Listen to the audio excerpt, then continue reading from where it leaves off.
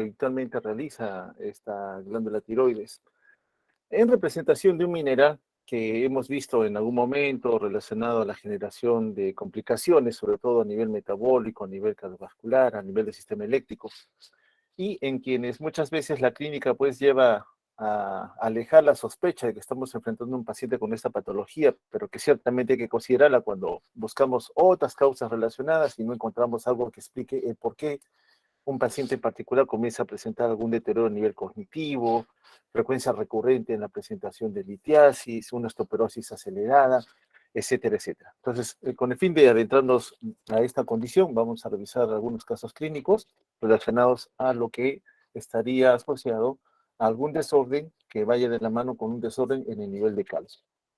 Bien, este es un paciente varón de 52 años de edad, quien tiene un antecedente anterior de haber padecido una fractura a nivel de tibia y peroné del lado derecho, con un tipo de evolución que ya sucedió 3 años atrás, y el episodio actual se relaciona con un tiempo mucho más corto. Son 2 horas de evolución, el inicio de la enfermedad es súbita, cursa en forma progresiva, y señala que es traída de emergencia porque luego de sufrir una caída, presenta una limitación e impotencia funcional en el miembro inferior izquierdo, por lo cual deciden su hospitalización para manejo. Vale decir, encuentran una lesión a nivel ósea en el miembro inferior izquierdo y evidentemente por la lesión requeriría tratamiento quirúrgico. Sin embargo, más adelante vamos a ver las imágenes, pareciera que hay otra condición asociada a la lesión a nivel de hueso que el paciente presentaría.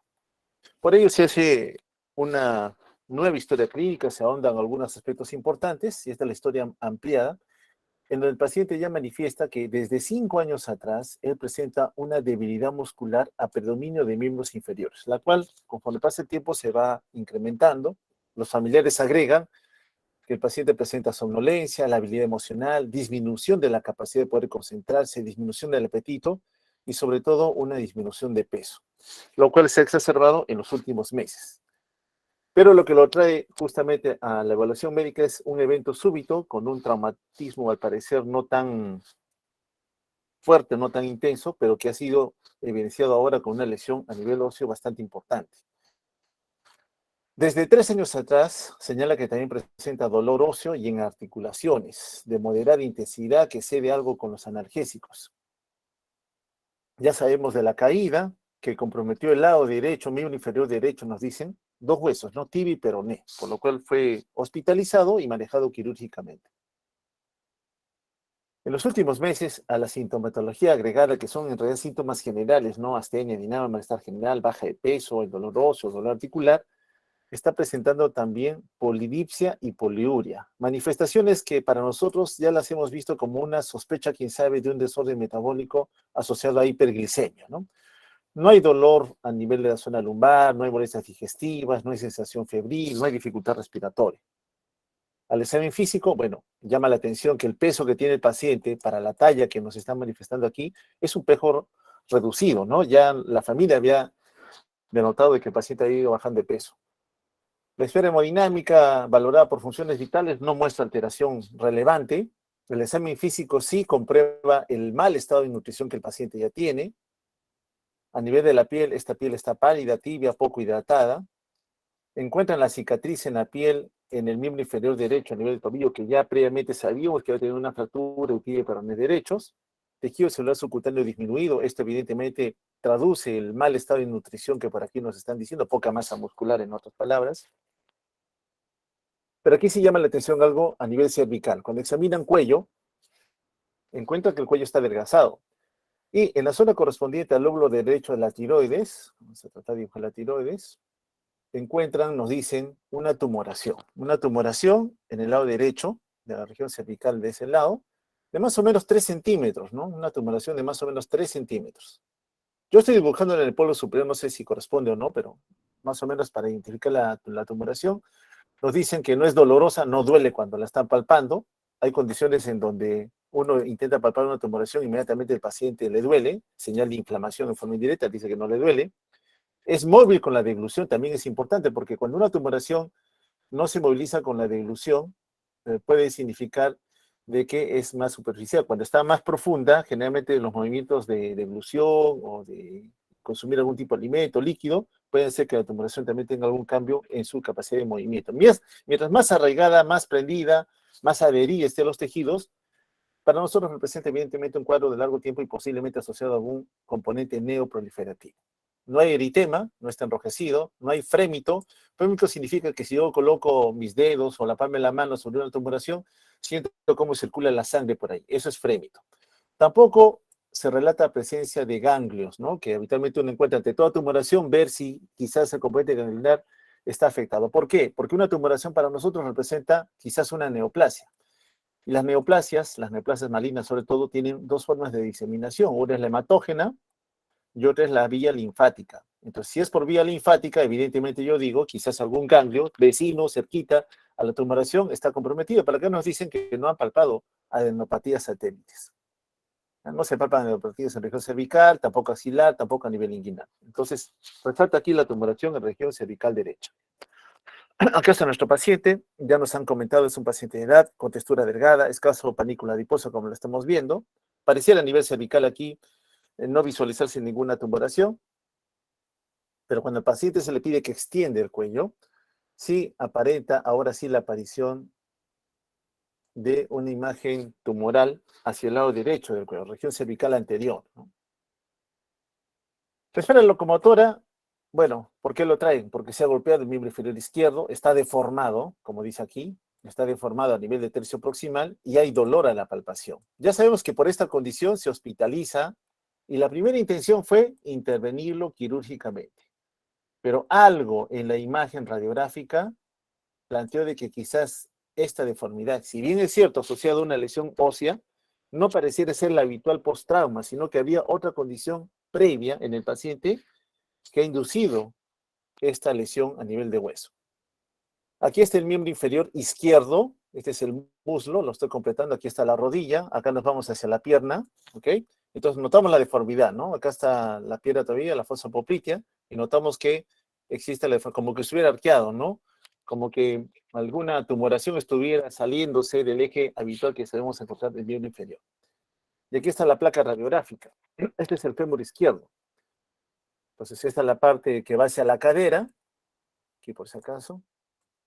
Imagino que es la cadera, y esta es la porción distal que va hacia la rodilla, ¿no? La rótula por acá. Entonces, ¿hay una fractura? Evidentemente que sí. ¿Es patológico? Sí. Pero ¿por qué ahora traumatología, que es la primera especialidad que recibe el paciente, dice, pareciera que hay algo más y mejor que lo evalúe medicina antes de que intervengan los traumatólogos? Porque radiográficamente, aquí, en lo que es la densidad mineral ósea, esta densidad mineral ósea, normalmente el hueso aparece de un color blanco en la radiografía, porque el hueso pone mayor resistencia al pasaje de rayos X. Pero aquí notamos que si bien es cierto, noto el borde anterior y posterior representado por la corteza, la parte media está enrarecida, está más oscura que lo habitual. Significa indirectamente que este hueso estaría poco calcificado, que de alguna manera se ha ido desmineralizando, ¿ok? Entonces, esta imagen que traumatología encuentra, ya sabemos que aquí está la fractura, si hay dos porciones, el golpe me explica la fractura, pero estaría implicando una lesión previa, es decir, un hueso ya predispuesto que cualquier traumatismo induzca la aparición de una fractura en forma patológica. Entonces, nosotros eso le llamamos fractura patológica, es decir, no es el evento que habitualmente estaría acompañando a su aparición, sino que este hueso, este de aquí, quién sabe otros más, ya están comprometidos por otra razón. Entonces, esa poca densidad incrementada que habitualmente uno ve en hueso de color blanco, aquí no se está notando. La placa radiográfica de tórax, muy mala calidad, pulmón muy negro, esta placa está con un pulmón muy penetrado, no me permite ver parénquima pulmonar. Sí distingo la silueta del corazón, evidentemente, aquí parte de la vía respiratoria, incluso la columna vertebral, pero no me permite hacer mayor conclusión de que si algo patológico estuviera ocurriendo o no. En la tomografía sí se distingue, lo que hemos pintado en amarillo, una tumoración. Acá, esta es la tráquea, esta forma algo ovoidea, de color negro, es la tráquea. A la derecha estaría el lóbulo derecho de la tiroides, porque el lóbulo izquierdo es este que está acá. Este es el lóbulo izquierdo de la tiroides. Pero acá ya nos habían dicho que encontraron una tumoración, que hemos pintado de color amarillo. Entonces sí se confirma por tomografía la tumoración, sí la tiene. Inclusive, como que estuviera cierta diseminación local profunda, por lo cual no fue al momento de la evaluación física que se le hizo encontrar otra segunda tumoración. ¿Cuál es la sospecha diagnóstica? Entonces, en este paciente, quien pareciera ya haber tenido anteriormente una fractura, la cual al parecer no estuvo involucrada en alguna otra sospecha de riesgo para el paciente, y que ahora presenta ante un golpe una segunda fractura, pero para nuestro escenario ya médico, representado por una fractura patológica, porque es un hueso cuya densidad mineral, repito otra vez, está enrarecida. Y eso no es lo habitual, no es lo normal. Es un hueso que para nosotros, desde el punto de vista de la densidad en la radiografía, no representa lo que normalmente debía encontrarse. Ante la sospecha de que este hueso estuviera perdiendo minerales, le piden dosar algunos electrolitos y algunas hormonas en sangre. Le dosan calcio. Y el calcio total en el paciente sale en 16,5 miligramos por decilitro, siendo la concentración normal, lo normal, entre 8,5 y 10,5. Entonces, calcio total para nosotros en miligramos por decilitro en esas unidades son 8,5 a 10,5. El paciente tiene 16,5. Evidentemente, esta cantidad de calcio está bastante incrementada. ¿Tendrá relación con lo que está viendo el paciente? Es posible que sí, tenemos que hacer una interpretación. Le miden dosaje de perfil tiroideo, que sale todavía dentro de lo normal. Le miden electrolitos, sodio 138, potasio 39, cloro 115 y calcio ionizado. No es el mismo calcio que está acá arriba. Este calcio que está acá arriba le llamamos nosotros calcio total. ¿Cuánto total de calcio tiene el paciente? Y el que está acá abajo es el calcio ionizado, ¿no? Nos están dando entonces 7,81. Generalmente el calcio ionizado es la mitad del calcio total. En un momento más vamos a ver que el calcio total, una parte se une a proteínas, casi la mitad, y otra parte está como calcio ionizado, calcio libre. Una pequeña cantidad está formando sales. Yo diría, en forma resumida, que 50-50. 50 unido a proteínas, 50 unido, perdón, no unido, sino calcio libre. Entonces, el calcio total es la suma de los dos, 16,5. Por eso es que el calcio ionizado sale casi la mitad, ¿no?, del total que se está obteniendo. Aún así, valor normal, 435, 5,2 está incrementado. Entonces, para nosotros la conclusión está que el nivel de calcio está superando el valor normal. La pregunta es por qué este paciente estaría haciendo hipercalcemia. Y esa hipercalcemia, quién sabe, está relacionado a que ese hueso, que es un almacén de calcio, lo sabemos, lo estaría liberando en grandes cantidades hacia el torrente sanguíneo. Se amplían estudios, se repite un perfil dirigido ya a la esfera paratiroidea y piden dosar también fósforo. Y el nivel de fósforo se obtiene en 2 miligramos por decilitro o miligramos por ciento. ¿Y cuánto es lo normal? De 2,5 a 4,2. Significa, en conclusión, que tenemos un nivel de fósforo disminuido y un nivel de calcio incrementado. Se confirma porque sigue elevado en relación a lo que habitualmente debería tener. Entonces tenemos hipofosfatemia e hipercalcemia. Le dosan también proteínas totales, sale 6 gramos por decilitro, casi normal, pero el nivel de albúmina sí sale algo disminuido, 2,6. Importante considerar la albúmina. Uno dice, ¿por qué? Porque les he dicho que el calcio total, la mitad casi, está unido a una proteína, que es la albúmina, y la otra mitad está circulando en forma libre. Entonces, importa la albúmina porque es la proteína de transporte o que atrapa el calcio hasta que haya la necesidad de que el calcio se libere para que actúe en diferentes dianas. Entonces, siempre que nosotros dosamos calcio, obligatoriamente siempre tenemos que pedir dosar albúmina. ¿Por qué? Porque es la principal proteína que se une al calcio y que lógicamente la va liberando según necesidad que existe en la economía. Bien, recordemos el caso entonces para lo que viene ahora la descripción de la fisiopatología asociada a la glándula paratiroides. Son 4 glándulas en general las que habitualmente encontramos asociadas o adheridas a la glándula tiroides. Puede ser un mayor número, 5 o 6 también, pero 4 es el número más o menos frecuente que encontramos en la mayoría de personas. Y cuando uno obtiene alguna pieza de ellas y las examina bajo microscopía, va a encontrar que son 3 componentes celulares que forman parte de todas ellas, que forman cordones, ¿no? Las células principales, que se van a abocar a producir paratormona o la hormona paratiroidea, las células oxifílicas y las células adiposas. Entonces son 3 células o 3 grupos celulares que encontramos que forman parte de la glándula paratiroides. La más importante, las células principales. Saber que esta célula principal está muy relacionada al torrente sanguíneo, por tanto, está muy conectada en valorar la composición que está dentro de la luz del vaso, que rápidamente va a relacionarse con la célula principal de la glándula paratiroides. Eso es importante. ¿Por qué es importante? Porque esas células principales, que forman parte de todo el arsenal de células que tiene la glándula paratiroides, cuya función sabemos es producir paratormona, van a liberar a esta hormona según la capacidad que tengan de poder censar o medir cómo está el calcio en la economía. Vale decir, en este vaso sanguíneo hay calcio circulando. La sangre que circula conteniendo calcio en algún momento llega a tener contacto con la célula principal de la glándula paratiroides. Entonces, esta glándula paratiroides en su membrana a nivel vasolateral tiene un sensor que mide cómo está el calcio. Si detectase que la concentración de calcio ha disminuido por alguna condición, inmediatamente esta proteína que tiene capacidad de poder sensar o medir el calcio ordena a nivel citoplasmático que se libere paratormona. Entonces, la paratormona sigue el orden jerárquico que a nivel hormonal habitualmente encontramos. Alguna vía de señalización que le indique, generalmente una disminución de un producto final, que tiene que liberarse mayor cantidad de hormona para encontrar el equilibrio homeostático asociado a una concentración que normalmente deberíamos tener. En este caso, del calcio. Muy bien. Entonces, la paratormona cuando se libera, trabaja con sus receptores, que están clásicamente representados por dos dianas. Una a nivel renal y otra a nivel de hueso. Vale decir, la paratormona actúa directamente sobre el hueso, favoreciendo que libere más calcio. La paratormona actúa directamente sobre el sistema tubular renal, permitiendo que se reabsorba más calcio.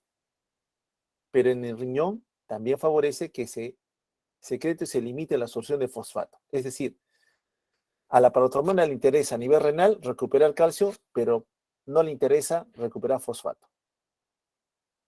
En forma indirecta, la paratormona favorece que la vitamina D se encuentre en su forma activa, para que esta vitamina D, trabajando en el hueso o trabajando con intestino, permita que más calcio y más fosfato regresen a la economía. Entonces, vitamina D siempre va a buscar que tanto calcio como fosfato estén en valores aceptables. En cambio, paratormona, a ella solamente le interesa el calcio, en resumidas cuentas. Bien, entonces son tres dianas que la paratormona tiene, dos de acción directa, riñón y hueso, y una indirectamente a través de la vitamina D, para que el intestino delgado a nivel del duodeno principalmente permita absorber más calcio. Una cosa importante también es que hay una proteína que se parece a la paratormona, le llamamos proteína relacionada a la paratormona, que no la produce la glándula paratiroides, se produce en otros órganos en donde ha habido una degeneración neoplásica habitualmente, pero que tienen capacidad autocrina. ¿Qué es lo que hacen ellas? Producen una proteína que se parece a la paratormona y como se parece, va a actuar con las mismas dianas que la paratormona lo hacía. Es decir, no siendo un producto de la paratiroides, sino que se produce por una célula tumoral, esa va a también a trabajar con riñón, trabajar con hueso, trabajar con intestino. Al final de cuentas, esta proteína que se parece a la paratormona no le va a hacer caso al eje. Vale decir, cuando el calcio ya alcanzó un valor aceptable, ella sigue trabajando. En cambio, la glándula paratiroides, cuando detecta que ya hay calcio suficiente, apaga el estímulo, ya no más paratormona libre, como habitualmente debería ocurrir. Entonces, nosotros tenemos un mecanismo fisiológico, la paratormona, y otro que se produce en forma normal, que es una proteína relacionada a la paratormona. Entonces, en resumidas cuentas, la célula principal de la glándula paratiroides que secreta paratormona tiene un sensor de calcio, sobre todo cuando el calcio está disminuido, esta va a permitir que sus reservas con paratormona se puedan liberar a la economía, buscando al hueso, buscando al riñón, indirectamente trabajando con intestino. Con el hueso y con el riñón es directo. En ambos casos, quiero calcio. En el caso de riñón, a expensas de perder fosfato. Con intestino, siempre recuerden ustedes trabajando con la vitamina D. Es muy importante tener en cuenta esto para ver los hallazgos que pueden suceder en algún momento. Entonces, estímulos generales para nosotros, para que la paratormona se secrete en mayor cantidad, ¿quién le va a estimular? Cuando el calcio disminuya. Tienes menos calcio, más paratormona vas a liberar. Menos calcio tienes, más paratormona. Pero también existe otro estímulo para que la paratormona se pueda liberar, el nivel de fosfato. Si el nivel de fosfato comienza a incrementarse, más fosfato se tiene, nosotros también vamos a hacer que la paratormona salga a buscar el equilibrio, porque a la paratormona no le gusta tener fosfato. En otras palabras, nivel de fosfato se está incrementando, ya se secreta paratormona. Entonces, el estímulo para liberar paratormona no solamente es que el calcio disminuya, también va a ser cuando el nivel de fosfato se incremente. Cuando ya el calcio ha alcanzado el valor aceptable o llegando a lo normal, se inhibe, ¿no? Hay que apagar el circuito con el fin de que ya la paratormona deje de actuar. Recuerden otra vez, paratormona busca el riñón, busca el hueso, como lo estamos viendo acá, y también en forma indirecta, intestino delgado, a través de la vitamina D, para permitir que haya mayor cantidad de calcio y menos fosfato. Ambos minerales para nosotros son esenciales para la vida porque los encontramos en diferentes escenarios metabólicos, a nivel de la neurotransmisión, a nivel de la placa mioneural, etcétera, etcétera. En todo lo vamos a encontrar trabajando el calcio. El fosfato ni qué decirlo, desde el punto de vista que trabaja en la formación de las bases nitrogenadas, nuestro código genético, como también en las fuentes de energía bajo la forma de ATP, necesitamos fosfato. En forma estructural, su función es formar parte de tejidos duros, principalmente el hueso y los dientes, pero también regulan vías metabólicas, también participan en la transmisión de señales. Sabemos que el ATP es un neurotransmisor, sabemos que el calcio se ve incrementado ante las vías de señalización también de neurotransmisores. Entonces, necesitamos mantener un equilibrio constante en los niveles tanto de calcio como de fosfato. Tanto de lo que ingerimos en la dieta, que a nivel intestinal se determinará cuánto absorbo, cuánto secreto, porque en ambos escenarios se da, absorbo una cantidad y secreto otra, con el fin de que a nivel de fluido extracelular se mantenga una concentración estable. ¿Cuánto? Calcio total, ya sabemos, 8.5, 10.5 miligramos por decilitro. Eso también relacionado al equilibrio que con el hueso debería ocurrir. Siempre desmineralización del hueso. Siempre estamos destruyendo huesos, al igual que siempre lo estamos formando. Pues una parte que se forma con la otra que se va a resolver, lógicamente tiene que estar también en equilibrio. Sobre el estrato renal, sabemos que el calcio también va a formar parte del ultrafiltrado.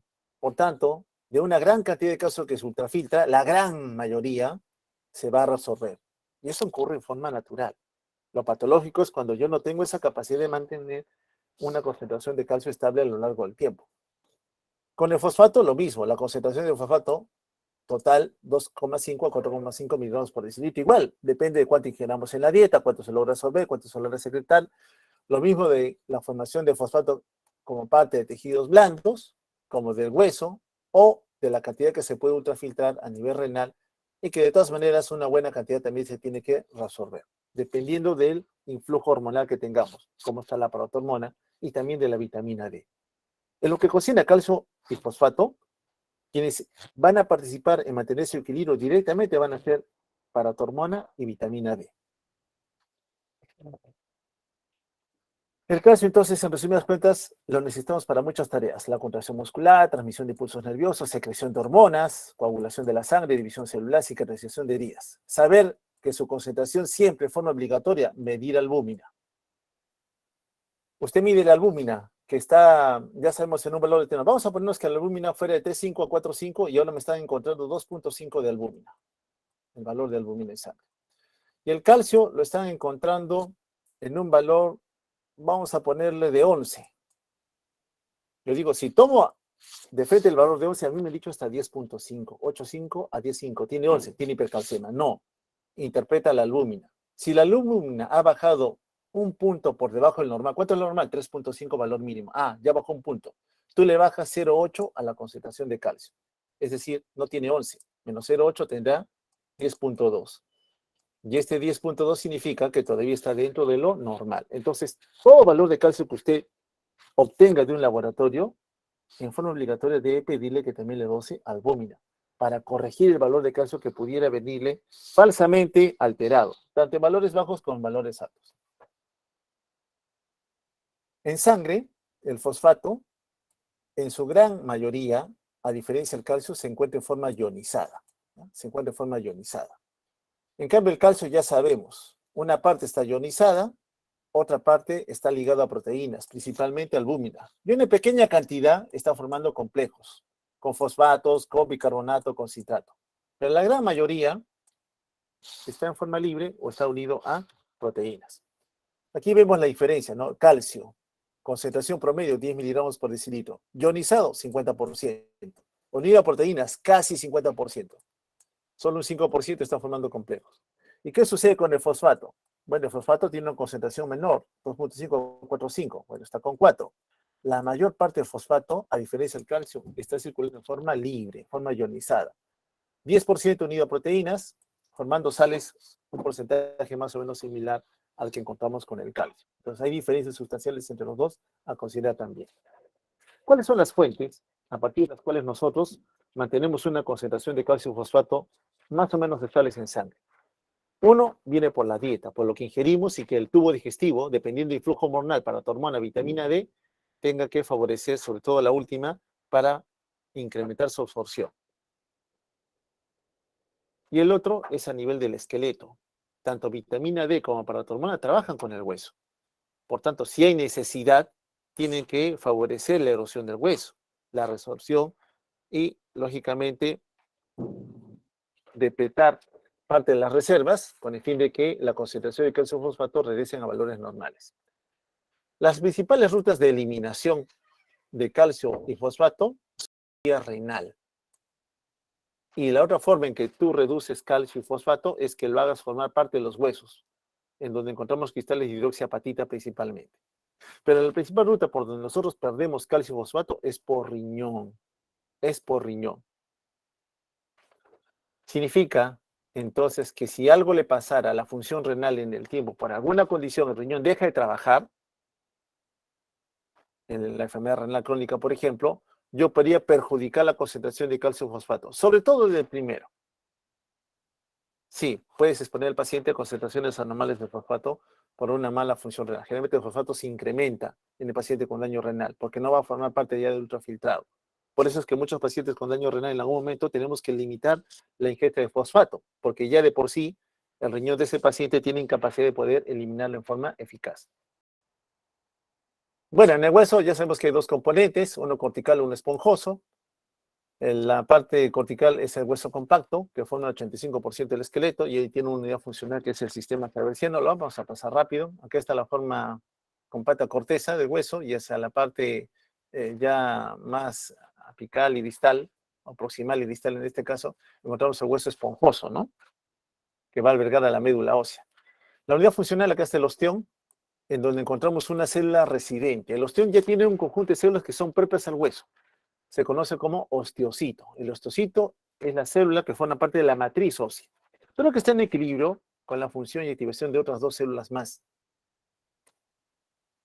Estas células agregadas al osteocito, que es el que sintetiza y promueve los nutrientes para la matriz celular, es el osteoblasto, cuya función principal es formar nuevo hueso, y el osteoclasto, que favorece la destrucción del hueso.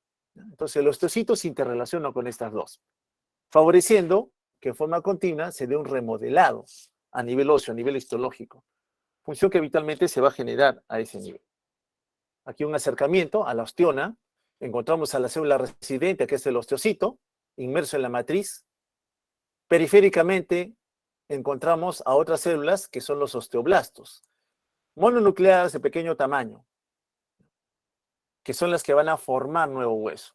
Y de color verde identificamos ya a otra célula conocida como osteoclasto, que a diferencia de las anteriores es una célula de mayor tamaño, que tiene una serie de prolongaciones digitiformes que se adentran al hueso y tiene varios núcleos. Esta es la que se va a encargar de erosionar o destruir al hueso.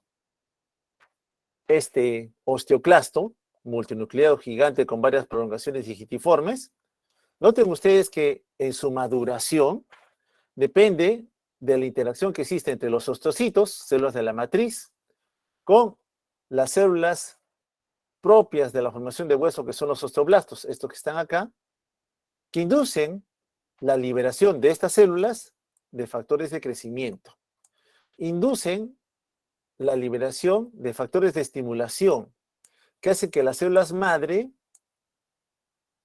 arrojen al torrente sanguíneo y a nivel óseo principalmente precursores de osteoclasto.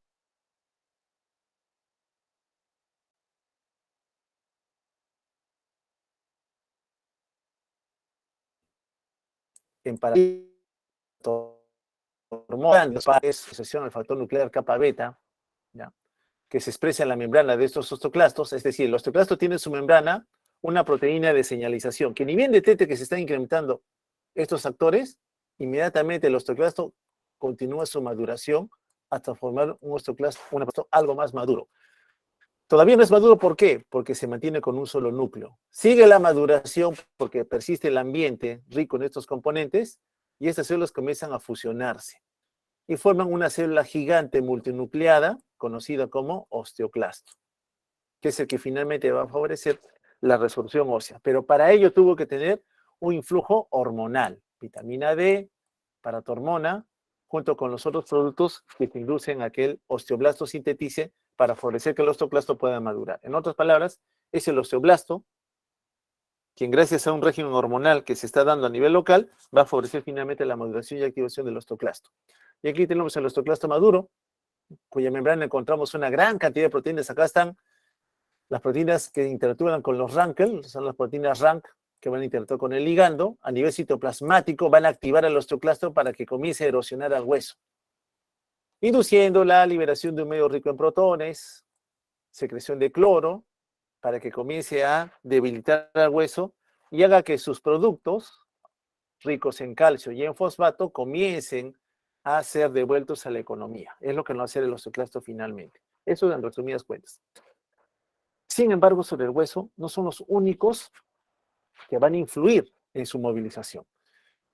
En la mujer, los estrógenos regulan también el recambio óseo. Es importante entonces en la mujer tener un ambiente hormonal rico en estrógenos, sí, porque mientras la mujer está en edad fértil, en donde sus ovarios están produciendo estrógenos, le permite mantener un hueso en equilibrio en lo que es su densidad mineral y evitar o reservar para el futuro el riesgo de caer en el momento de osteoporosis. Paratormona y vitamina D ya lo estamos viendo, ¿no? Regulan el depósito y la movilización. Ambas, paratormona y vitamina D. La quercitonina, que si bien es cierto se le menciona continuamente que evitaría que haya una pérdida mayor de calcio desde el hueso, tiene un rol en realidad bastante pequeño para mantener esa regulación. Otros componentes que sí pueden afectar la mineralización del hueso son los corticoides, lo vimos, el cortisol, el síndrome de Cushing, patológicamente hablando, debilita el hueso, hormona de crecimiento, hormonas tiroideas, también asociadas sobre todo a nivel de cartílago de crecimiento, como ocurre en los individuos que todavía tienen este componente formando parte del hueso. Entonces, tanto paratormona como vitamina D van a buscar regular la cantidad de calcio y fosfato. ¿Cuáles son los blancos de acción que me permiten entonces regular la cantidad de estos minerales? A nivel gastrointestinal, favoreciendo la absorción. Paratormona no tanto, porque ella se vale de vitamina D. Vitamina D es la que directamente actúa sobre el intestino, lo hemos visto. Entonces, paratormona, al activar a la vitamina D, tiene esa acción sobre el intestino en forma indirecta. En cambio, paratormona sí actúa directamente sobre el riñón y actúa directamente sobre el hueso. Su acción es directa sobre estos dos. Vitamina D no solamente trabaja con intestino, también trabaja con riñón y también trabaja con el hueso. Si me tuvieran que preguntar cuáles son los blancos de acción de vitamina D en forma directa, yo diría tubo digestivo, riñones y hueso. En cambio, paratormona directamente solamente son riñones y hueso. Indirectamente, tubo digestivo.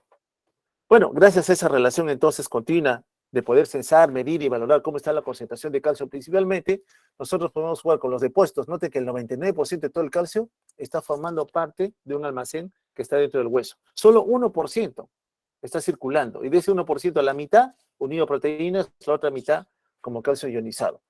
Y eso en equilibrio con lo que se puede absorber del tubo digestivo, con lo que se pueda secretar o favorecer la resorción desde el riñón. Entonces, ese equilibrio de lo que nosotros habitualmente consumimos diariamente, de lo que se puede absorber, de lo que se puede recambiar con el hueso, de lo que se puede secretar o resolver de riñón, finalmente va a llevar a que nos lleve a mantener una concentración estable de calcio entre 8,5 y 10,5 miligramos por decilitro. Entonces, tanto calcio como fosfato tienen una fina regulación en relación al componente hormonal, paratormona, vitamina D principalmente, sabiendo cuáles son las líneas de acción para cada uno de ellos. ¿Cómo denotamos las alteraciones en relación al calcio? Midiendo su concentración. Toda concentración de calcio menor a 8,5 miligramos por decilitro, habiéndolo ajustado según la concentración de albúmina, si está por debajo de este valor, usted le dice a ese paciente que tiene hipocalcemia. Y si el nivel de calcio es mayor a 10,5, definimos que ese paciente tiene hipercalcemia. Ambos procesos son patológicos. Ambos procesos se tienen que investigar.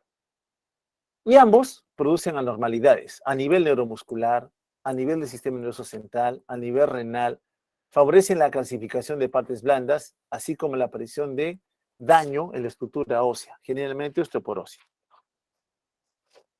Ya la regulación la sabemos, ¿no? Las hormonas que van a buscar incrementar los niveles de calcio, paratormona, vitamina D principalmente.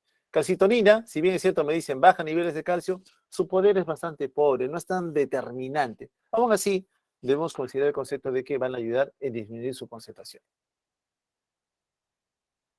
Entonces, esta concentración de calcio, el bucle que determina cómo es que finalmente voy a encontrar el calcio en una persona, hablemos del ámbito normal, mantenerlo entre 8,5 y 10,5 miligramos por decilitro. ¿De quién va a depender? De cuánto cercano o en el rango se encuentre. Si está por debajo, trabajo con hueso, favoreciendo la resorción. Si está por debajo, induzco en el riñón, cuando baja la concentración, induzco en el riñón que la paratormona active la vitamina D. La vitamina D a nivel hepático se hidroxila en la posición 25, que todavía es una forma inactiva de vitamina D.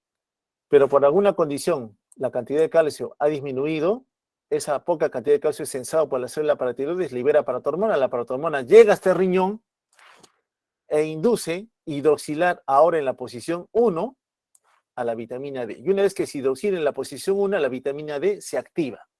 Y una vez que está activa la vitamina D, busca el intestino, duodeno, y lo compromete a mejorar la absorción de calcio.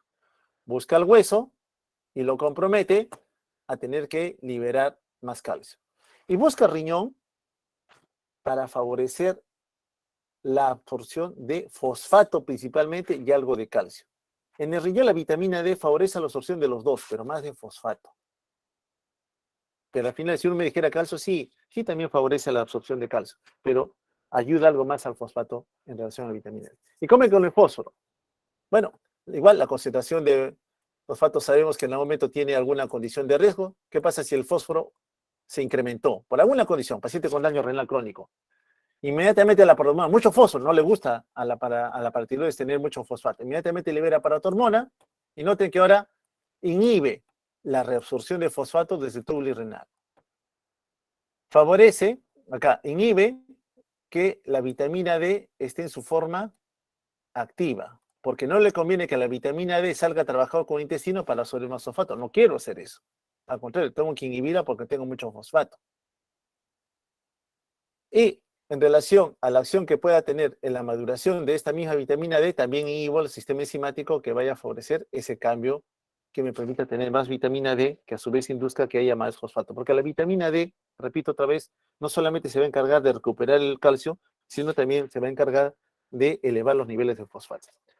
Entonces, en resumidas cuentas, la paratormona, hormona liberada por la glándula paratiroides, cuando se libera al torrente sanguíneo, va a actuar directa o indirectamente sobre el hueso, directamente y sobre el riñón, permitiendo que haya mayor cantidad de calcio. Pero sobre el riñón, paratormona lo que hace es que menos fosfato se reabsorba. A paratormona no le interesa el fosfato, lo que le importa es calcio. A la paratormona, entonces, en otras palabras, le va a importar siempre mantener los niveles de calcio incrementados, hasta que alcance cierto valor que una vez censado por la membrana vasolateral de la célula principal de la glándula paratiroides le diga ya no más porque ya han alcanzado concentración estable. Y la vitamina D, bueno, la vitamina D tiene más blancos, ¿no? Una vez que se ha activado gracias a la paratormona, recuerda que la paratormona es la que le dice al riñón hidroxila en la posición 1 la vitamina D para que sea activa. La vitamina D trabaja con hueso, trabaja con intestino, trabaja con riñón y también le dice a la paratiroides ya no más, es decir, genera un feedback negativo. Igual, vitamina D, trabajando con hueso, intestino, riñón, incrementa los niveles de calcio. Pero no olvides, vitamina D también trabaja con fosfato. A la vitamina D también le gusta ayudar al fosfato, a diferencia de lo que hace la paratormona. Entonces, la concentración del mineral, del calcio principalmente, va a ser censado y medido en cada momento. Según la necesidad, los sistemas se van a activar o se van a inhibir. Si la concentración de calcio como dice aquí, ha disminuido, tengo menos calcio, inmediatamente esta esencia se libera paratormona. La paratormona trabaja con hueso, trabaja con riñón para recuperar calcio. Con el riñón también le dice, necesito que actives vitamina D. Una vez activa vitamina D, también va a hacer que más calcio se absorba desde el tubo digestivo para que otra vez la concentración del calcio alcance la concentración estable. Al contrario, si tienes mucho calcio, no necesitas paratormona, la tienes que bloquear. Bloqueas a la paratormona. Por tanto, no trabajas con hueso, no trabajas con riñón, no trabajas con intestino de forma indirecta al no tener vitamina D activa. ¿Cómo trabaja ese sensor de calcio? Miren, acá está una célula principal, esta es la célula principal, aquí está un capilar sanguíneo, estamos en la glándula paratiroides, aquí está el calcio circulando. Entonces, aquí hay una proteína receptora que sensa, mide cómo está el calcio. Entonces, según la activación que tenga del calcio, trabaja con proteínas GQ. Y sabemos que GQ tiene dos segundos mensajeros, deacilglicerol y inositol-trifosfato. ¿Qué hace inositol-trifosfato? Mueve el calcio, libera más calcio. Mira, moviliza más calcio en el citoplasma. Normalmente uno diría a nivel del sistema nervioso que más calcio hace que la vesícula que almacena un neurotransmisor lo libere. Pero a nivel de la glándula paratiroides, célula principal, el calcio inhibe la fusión de la membrana de la vesícula que tiene paratormona con la membrana plasmática. Entonces limita la liberación de más paratormona. Cuando tienes mucho calcio, bloqueas que haya más paratormona libre. Deacilglicerol trabaja con proteína quinasa C, la cual también inhibe la fusión de las membranas. Entonces, tener calcio en abundancia, calcio en concentración normal, al final de cuentas, el influjo que va a tener es a limitar la liberación de paratormona. Pero si ya no tienes calcio o está disminuido, ya no activas toda esta cascada, por tanto, se favorece la fusión de las membranas para que me libere más paratormona. Decía que esa proteína que sensa calcio no solamente está en la glándula paratiroides, también está en la célula epitelial del sistema tubular renal. Aquí está el sensor de calcio. Entonces también mide el calcio. Y aquí se trabaja también con proteínas GQ, GI, que trabajando con el núcleo de la célula tubular, porque hay una concentración de calcio evidentemente que hay que controlar, mira, puede estimular a la 1-hidroxilasa, aquella que activa a la vitamina D, que a su vez libre va a inducir que haya mayor calcio recuperado del intestino, de lo que hemos ingerido en la dieta, o del mismo riñón, para que la concentración de este calcio pueda volver a recuperarse. Entonces, el sensor de calcio no solamente está en glándula paratiroides, sino también está presente en la célula tubular renal, en donde va a favorecer justamente que haya mayor cantidad de vitamina D en su estado activo para poder cumplir las tareas que previamente hemos señalado. Este es el resumen de cómo es que actúa paratormona y el calcitriol, más conocido como 1,25-dihidroxivitamina D, que es la forma activa de la vitamina D. Paratormona, vamos a ver cuáles son sus blancos tentativos: intestino, hueso, riñones. Paratormona, ¿trabaja intestino directamente? No. Paratormona no trabaja intestino delgado directamente. ¿Trabaja sobre hueso? Sí, permitiendo que haya mayor cantidad de osteoblastos, favoreciendo que haya mayor producción de factores estimulantes colonia de granulocitos, monocitos, mayor expresión de ligando de Rank y de osteoprotegerina, aquellos que van a inducir que el osteoplasto pueda madurar. ¿Con eso qué va a hacer la paratormona en el hueso? Que haya mayor cantidad de calcio y fosfato libre. Sobre el riñón, ¿influye paratormona? Sí, lo hemos visto, sí influye. Activa a la 1-alfa-hidroxilasa. ¿Para qué? Para que haya más vitamina D. Permite que se reabsorba más calcio, pero mira, bloquea la reabsorción de fosfato. Recuerden otra vez, paratormona no le interesa el fosfato, paratormona le interesa el calcio. ¿La misma paratormona actúa sobre la glándula paratiroides? No, no actúa sobre la misma glándula paratiroides. ¿Qué pasa con la vitamina D? Porque estamos señalando que estos dos son los principales componentes que participan en regular la cantidad de calcio y fosfato. ¿Qué pasa con la vitamina D? ¿Actúa sobre el intestino delgado? Sí, ya sabemos que vitamina D de intestino delgado favorece que haya mayor capacidad de absorber calcio y fosfato, ¿ya? Vitamina D en intestino trabaja con calcio y trabaja con fosfato, los dos. ¿Sobre hueso? Sí, también trabaja sobre hueso. Sensibiliza al osteoblasto frente a la paratormona, es decir, mejora el terreno para que paratormona pueda influir adecuadamente ese nivel. Sobre riñón, recuerden que vitamina D es buena con los dos. Algo de calcio se absorbe, o se reabsorbe en este caso, pero mayoritariamente permite la resorción de fosfato, igual que en el intestino, en otras palabras. ¿Trabaja sobre glándula paratiroides? Sí, inhibe, le dice ya no más paratormona. Entonces diríamos que vitamina D es un tanto más completa, ¿no? Porque tiene blancos de acción a todo nivel, a diferencia de paratormona. Paratormona directamente influye sobre hueso y sobre riñón. Y ya sabemos accionar de paratormona, en otras palabras, hacer que sobre un hueso ya maduro, establecido, los osteoblastos, liberando una serie de mediadores que lo hemos señalado, induzcan la maduración y activación del osteoclasto, que como estamos viendo está carcomiendo el hueso, lo está erosionando, está liberando calcio fosfato, y luego el osteoblasto viene a ocupar el lecho que fue destruido por el osteoclasto y lo vuelve a llenar de matriz ósea, ¿no? Recomponiendo al hueso. Pero en todo ese escenario, para que este osteoclasto actúe, recuerda que fue el osteoblasto y la célula del estroma, el osteocito, los que produjeron una gran cantidad de mediadores, los que están aquí presentes, para que este osteoclasto pudiera madurar. Es decir, el mismo osteoblasto es el que induce la maduración del osteoclasto. ¿Evidencia de que la paratormona puede influir en el accionar de estas células tenemos? Sí, cuando se inyectan dosis bajas de paratormona, lo fisiológico, entre comillas, aumentamos la supervivencia de osteoblastos, así como el anabolismo óseo. En otras palabras, aumentamos la densidad mineral ósea. Paratormona se necesita, sí, pero no en concentraciones tan elevadas.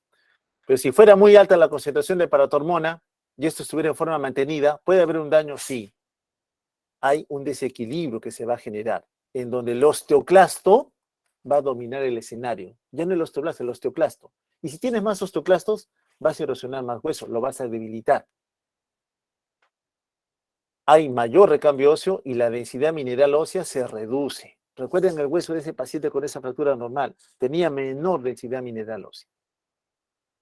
Entonces, repito otra vez que es tanto el osteocito, célula de estoma, como el osteoblasto, liberando una serie de mediadores junto con influjo hormonal, paratormona, vitamina D en su forma activa, los que inducen que el osteoclasto alcance esta forma madura. Esta forma madura que le permite secretar gran cantidad de hidrogeniones en el lecho sobre el cual está actuando, que le permite degradar la matriz ósea y liberar, lógicamente, el calcio y fosfato que ésta tiene. Entonces, es un equilibrio que continuamente se da, ¿no? En todos esos componentes. No voy a repetir lo que ya comentamos para no aturdirlos mucho. Ahora sí, ¿en qué escenarios de hipercalcemia será asociada una alteración en la función de la glándula paratiroides? ¿En qué escenarios ese calcio incrementado, yo diría, el culpable está inmerso en la glándula paratiroides?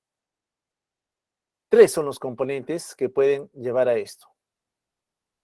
Calcio incrementado, cuya causa es por la paratiroides, que liberan paratormona. A eso le llamamos hiperparatiroidismo primario. Cuando tú tienes una hipercalcemia cuyo causante directo sea la paratiroides, tú eso le llamas hiperparatiroidismo primario. Él es el causante, hiperparatiroidismo primario. Y tiene a su vez tres componentes clásicos asociados. El adenoma, ese se nota muy pequeño, vamos a agrandarlo. El adenoma paratiroideo, la mayoría de las causas son adenomas, un tumor benigno que está comenzando a secretar mucho paratormona.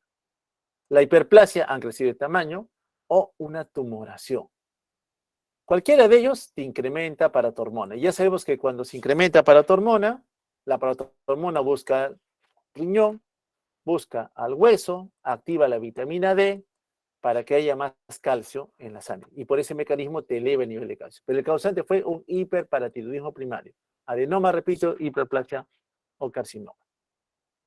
En ese individuo que ya viene con un cuadro de hipercalcemia prolongado, vamos a encontrar daño orgánico a nivel sistémico. Sobre riñón, frecuentes casos de litiasis renal, no nefrolitiasis, nefrocalcinosis. El riñón se calcifica tanto que incluso en una placa lo logras visualizar porque está muy calcificado, cuestión que no debería ocurrir.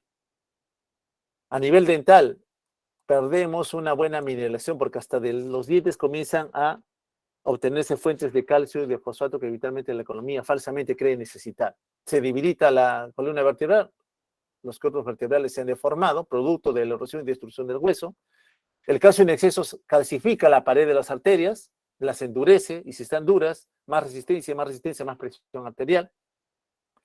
El depósito de estas sales de calcio favorece las ulceraciones de la mucosa a nivel gástrico, a nivel duodenal, a nivel pancreático, puede inducir también pancreatitis aguda, puede haber depósito de calcio a nivel de la córnea, que puede perjudicar la capacidad de visión de los individuos. Como la fuente está en el hueso, vamos a encontrar que la densidad mineral ósea, por ejemplo acá en el cráneo, mire, este es un cráneo, y ven unos orificios dispersos. Son el típico aspecto de sal y pimienta, ¿no?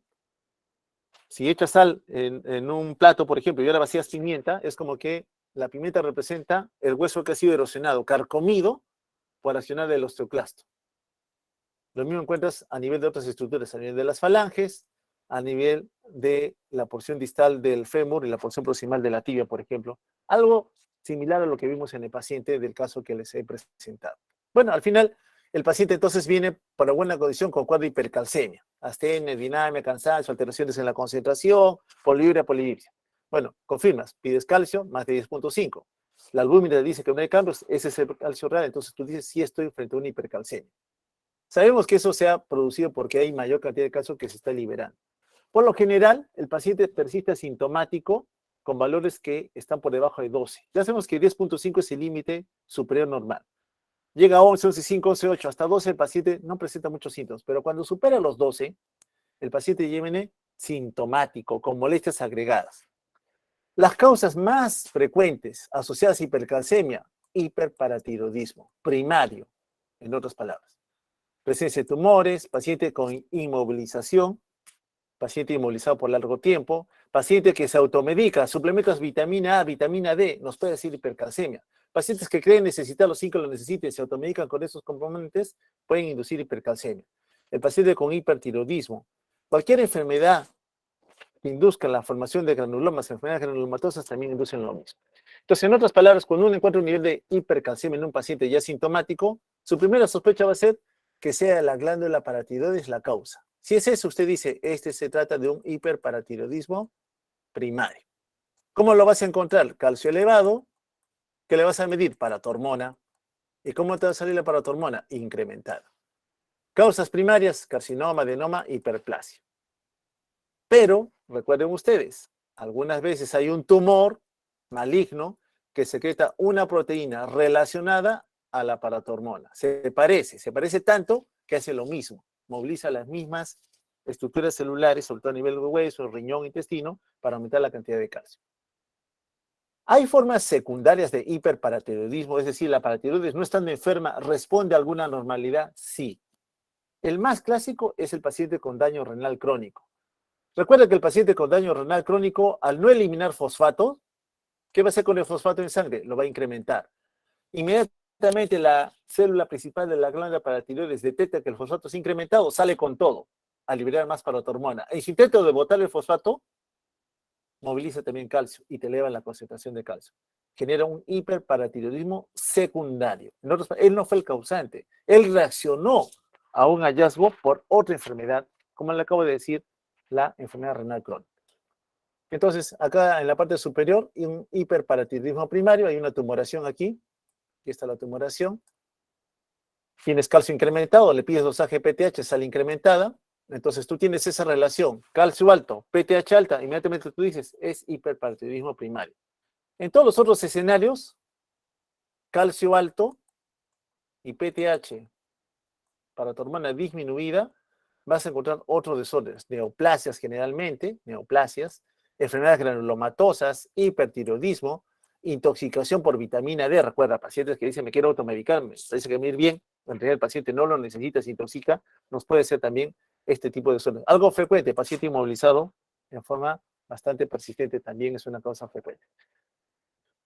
Entonces lo mismo, ¿no? El fosfato no sale por vía renal, no puede eliminarse por la vía natural, se acumula fosfato, la paratormona lo detecta, perdón, la paratiroides lo detecta, libera paratormona. Pero este es un hiperparatiroidismo secundario. Recuerden, secundario es cuando no es la paratiroides la causante, está reaccionando a un evento en donde el fosfato, repito otra vez aquí, se ha incrementado ostensiblemente.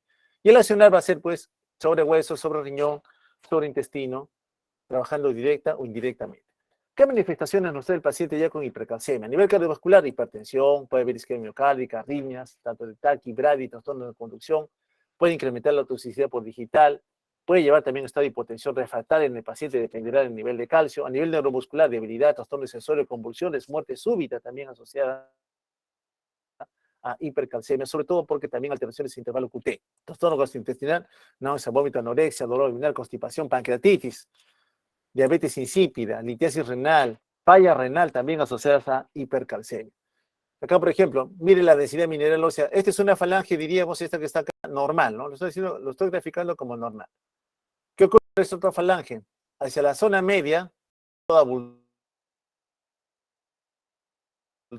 la cabeza hacia la cabeza de esta falange y se ha desmineralizado totalmente, al igual que aquí, si lo logran ver, por favor, está totalmente desmineralizado. Tienes un paciente con hipercalcemia y esto en el hueso, evidentemente es la paratormona la que induciendo una activación del osteoclasto está produciendo este daño. Lo mismo acá, la cabeza, el fémur, el cuerpo mismo está enrarecido, tiene poca densidad mineral ósea, lo mismo que este nivel. Es un paciente potencialmente en riesgo de que cualquier trauma, golpe va a inducir una fractura.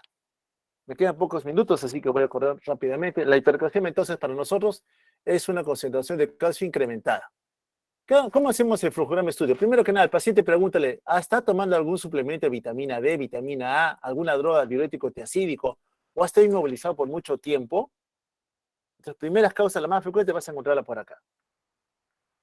Luego dices, no tiene ninguna de estas, ni toma vitamina D, vitamina A, ni diurético tiacídico, no está inmovilizado. Mides cuánto calcio está botando por la orina. Si es poca la cantidad, tiene hipercalcemia, pero poco calcio eliminado, una entidad poco frecuente, hipercalcemia hipocalciúrica familiar. Lo que más vamos a encontrar es que el calcio en orina sí está incrementado. Es decir, en sangre está elevado y en orina también está incrementado. Entonces dice, hay mucho calcio. Inmediatamente tú mides paratormona. Tu pensar es decir, se tratará de un hiperparatidismo primario, mide PTH. Si te sale elevada, cerrado el caso, es un hiperparatidismo primario. No tienes más que pensar. ¿Qué ocurre si te sale baja la PTH? Dice, no es por PTH, entonces, ¿por qué está elevado el calcio? Entonces busca a la proteína, la que se parece a la PTH. Si te sale elevada, también cerrado el caso. Es que le mete por...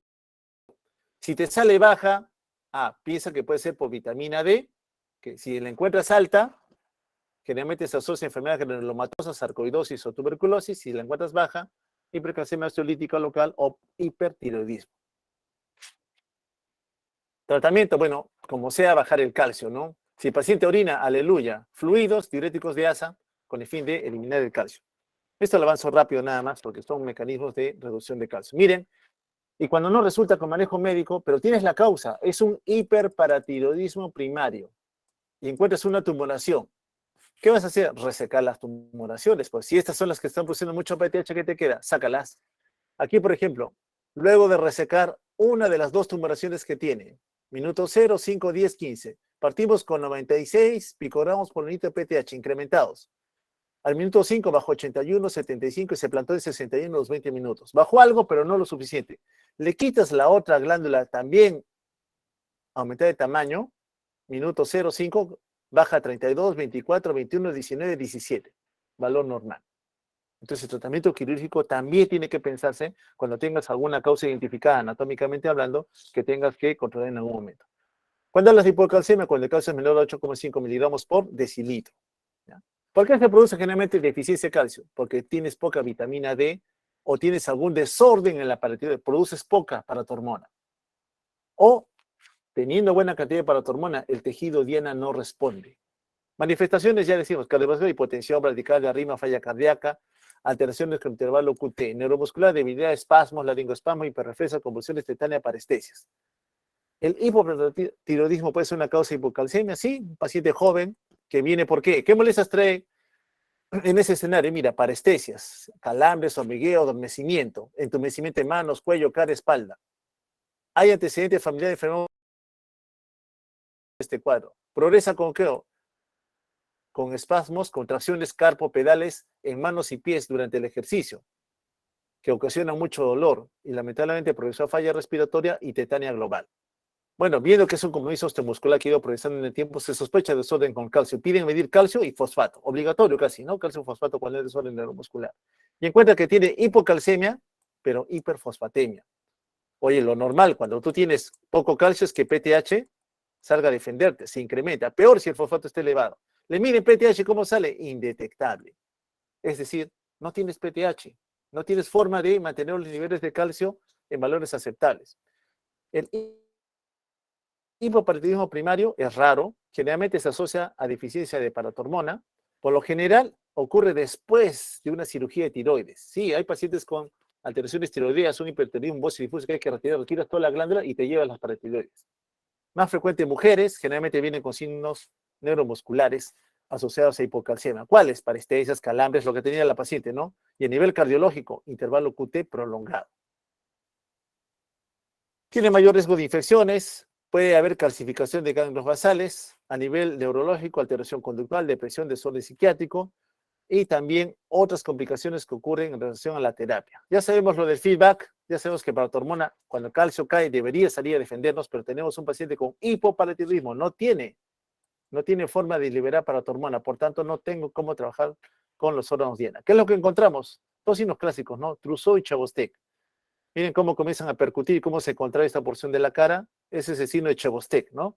Asociado a hipocalcemia. Percutes el ángulo superior de inserción del maxilar inferior. ¿Ves esa contractura en mi cara? Ese es el signo de Chvostek. Acá también lo mismo. Esa contracción que ocurre a este nivel, signo de Chvostek. Y el signo de Trousseau, lo que le pasaba, ¿no? Con actividad de ejercicio físico. Aquí en este caso lo hacemos centrar en estrés. Limitamos el flujo de sangre. ¿Cómo? Infla el brazalete con un volumen de aire determinado, generalmente 20 a 30 mililitros de mercurio por encima de la presión arterial sistólica, es decir, no va a haber flujo de sangre. Mire lo que le pasa a este nivel. Al nivel carpo, vamos a ver, ya pasó hace un ratito, lo puedan visualizar. Ya sabemos que este es Chvostek, el que viene es Trousseau. Son dos signos clásicos asociados a hipocalcemia, ¿no? Fíjense en esto, qué ocurre con la mano, cómo gradualmente se va flexionando, ¿no? Se va flexionando, si se dan cuenta, se flexiona, se flexiona. Eso es lo que le ocurría a la paciente, no hacía actividad física y se contraía, pero no solamente las manos, también los pies, ¿no? Asociados a hipocalcemia. ¿El fosfato ayuda al diagnóstico? Sí, sí te va a ayudar. ¿Qué pasa si tienes un fosfato alto en un paciente cuyo riñón está trabajando bien? Recuerda, tienes calcio bajo, mide fosfato.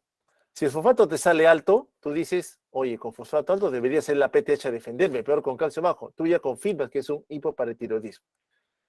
Si te sale calcio bajo, fosfato bajo, estos dos ¿de quién dependen? De vitamina D. Busca la vitamina D, le falta vitamina D. Un valor de paratormona elevado siempre sugiere, es decir, tengo calcio bajo, fosfato incrementado, yo digo, oye, ¿y por qué tiene esto? Mide PTH y la PTH te sale elevada. Yo digo, la PTH está respondiendo a esto que está aquí. Entonces, ¿qué está ocurriendo? Sospecha, el tejido blanco no responde, está siendo resistente o le falta vitamina D.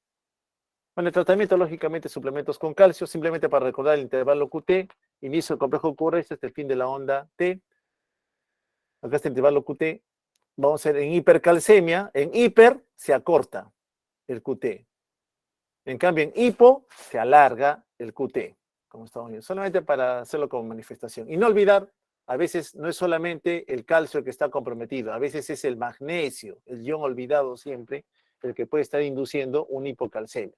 Cuando tú tienes poco magnesio, buscas la causa por todo lado, no encuentras una relación, mide también magnesio.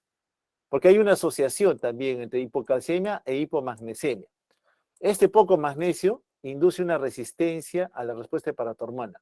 Tú le das lo que necesita de magnesio, es decir, repletas con sulfato de magnesio, que es el fármaco que nosotros tenemos a la mano, y el paciente responde mejor a la paratormona, ¿no? Y nos ayuda a manejar mejor el cuadro de hipocalcemia. Bien, no sé si tienen alguna duda, pregunta, comentario que hacerme para ya dar por terminar esta clase, dado que tienen una siguiente con el doctor Maldonado. No sé si alguien del grupo.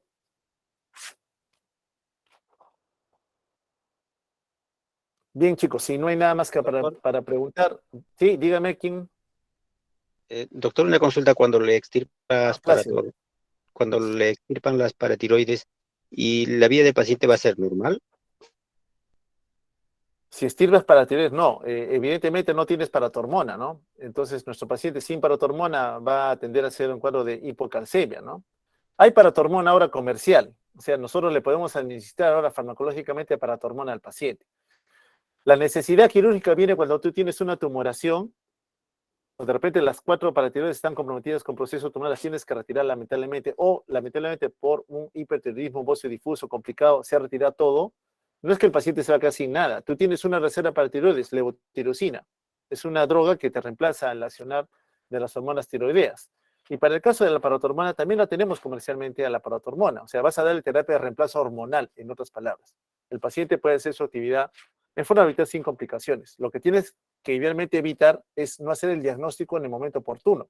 Porque si se han dado cuenta, la evolución en el tiempo lleva a que esa alteración en nivel de calcio, sobre todo la hipercalcemia, genere daño en diferentes órganos blancos que difícilmente van a revertir una vez que tú corrijas el proceso de fondo, porque ya hubo oportunidad que el calcio se deposite y que cause ya una debilidad o desmineralización o depósito en tejidos anormales en donde la función de ese tejido o órgano va a verse comprometida. Entonces, lo importante es que hagas el diagnóstico precoz. Para uno y otro escenario, felizmente, tenemos un manejo de emergencia, porque la hiper y la hipocalcemia matan y tenemos que actuar rápidamente cuando nos enfrentamos. Y para la parte crónica, expectativa de vida bastante prolongada para el paciente, terapia de reemplazo hormonal generalmente plácido. Ya, gracias, doctor. De nada. Bien, si no hay más dudas, preguntas, yo me despido, les agradezco mucho. Cuídense. Muchísimas gracias, doctor. Buenas tardes. Buenas tardes.